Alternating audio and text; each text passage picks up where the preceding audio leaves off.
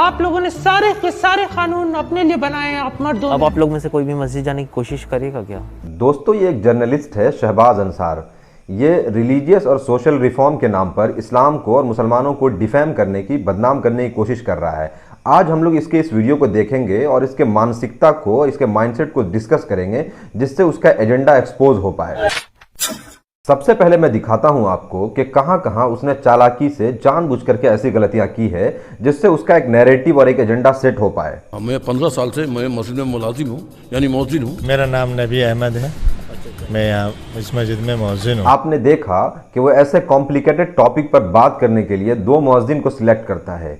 मौजिन का काम होता है अजान देना। ये एक कॉमन सी बात है कि आप ऐसे टिपिकल टॉपिक पे डिस्कशन करने के लिए मौजिन से ओपिनियन उनकी नहीं ले सकते हैं। क्यों?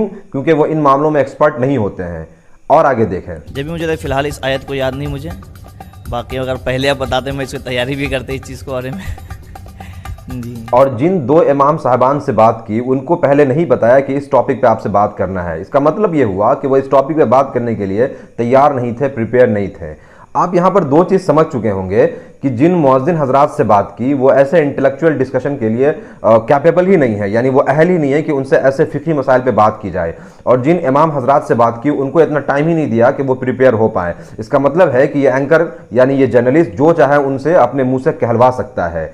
इसीलिए आप देखेंगे कि ये मौज़िन हजरात और इमाम हजरात अपने अकल से बहुत कोशिश कर रहे हैं कि अपने आर्गुमेंट को स्ट्रॉन्ग करें, मगर रेफरेंस के लिए कोई कुरान और हदीस को कोट नहीं कर पाए। रोक के दिखाइए, मैं जा रही हूँ।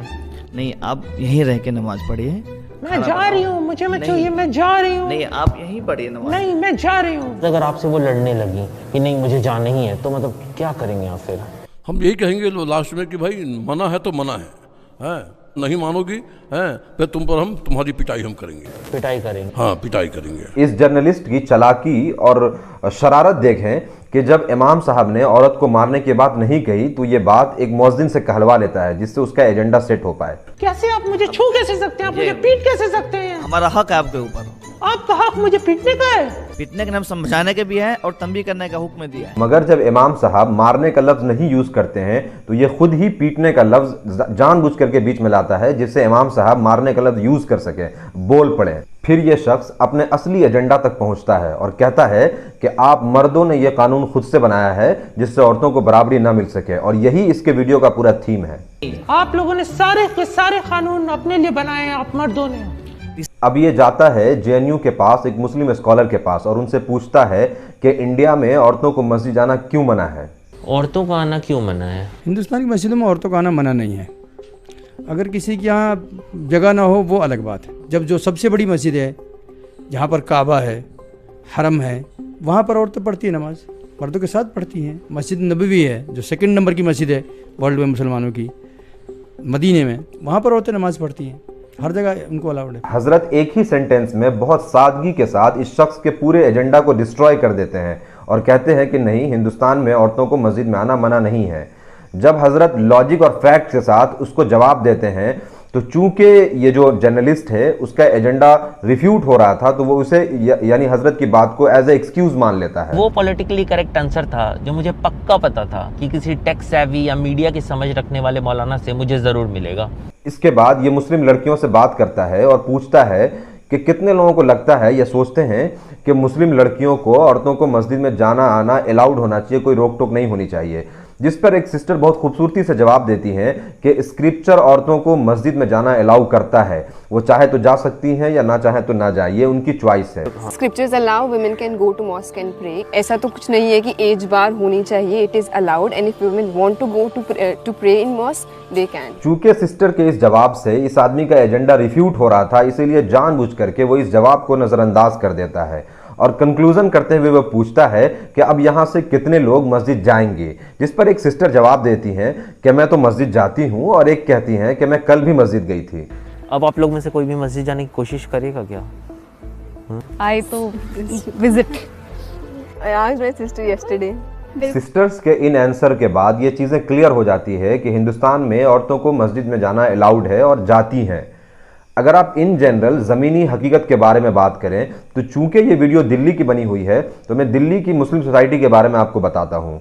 दिल्ली के अंदर दो बड़ी मस्जिद है, जामा मस्जिद और इशातुल इस्लाम मस्जिद अबुल फजल इनक्लेव का। दोनों जगह पे मैंने देखा है कि औरतों को मस्जिद में जाने के लिए अलाउड है, बाज़ाब्ते से उनके लिए इंतज़ाम है।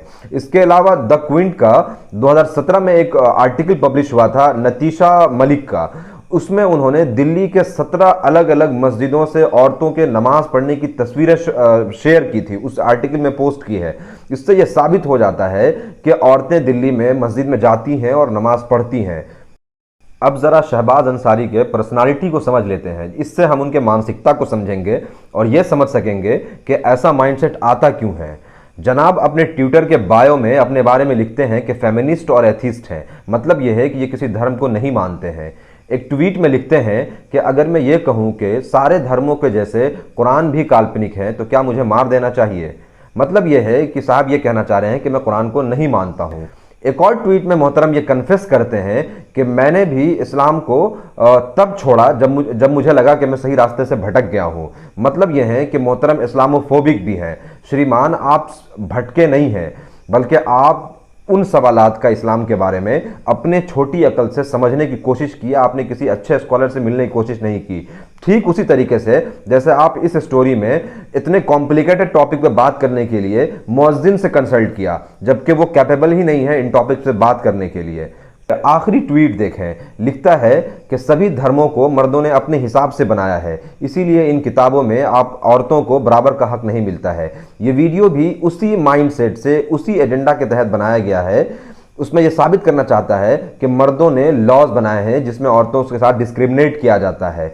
इसमें इस बेचारे की कोई गलती नहीं है।